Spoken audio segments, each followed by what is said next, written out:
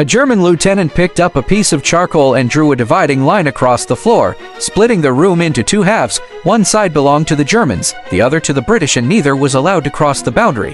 When mealtime came, they set the table right on that line. As the British soldiers prepared to sit, they watched the Germans shed their heavy coats and change into crisp, neat uniforms. Not to be outdone, the British soldiers also swapped into their own formal attire. Dressed in their finest uniforms, they sat down to eat the simplest of meals, plain oats. Just an hour earlier, their planes had been shot down, leaving them all stranded on this snow-covered mountain in Norway. So soldiers from both sides waited for rescue together in the small cabin. The blizzard raged on, and soon their food ran out. They were forced to dig up moss to fill their empty stomachs. When the firewood ran low, they tore apart the cabin's wooden planks. They even dismantled the entire toilet, leaving the British soldiers to use an outdoor latrine. One day, while outside, a British soldier spotted a herd of reindeer. He banged on the cabin walls, calling his comrades out, but by the time the others emerged, the reindeer had vanished. Furious, he stormed back inside. Meanwhile, a German soldier discovered his favorite book, Mein Kampf, had been used as toilet paper by the British. Enraged, he pulled out his pistol,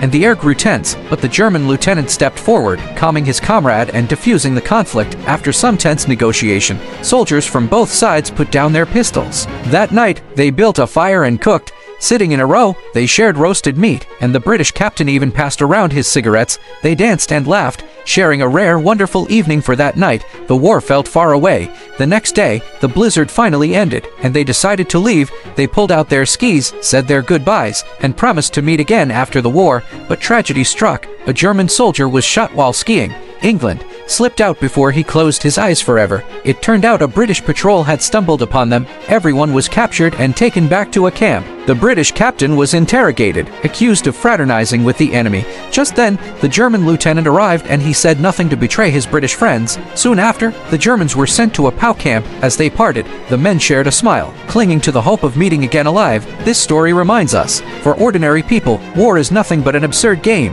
If you want to watch more interesting movie, you can like and follow.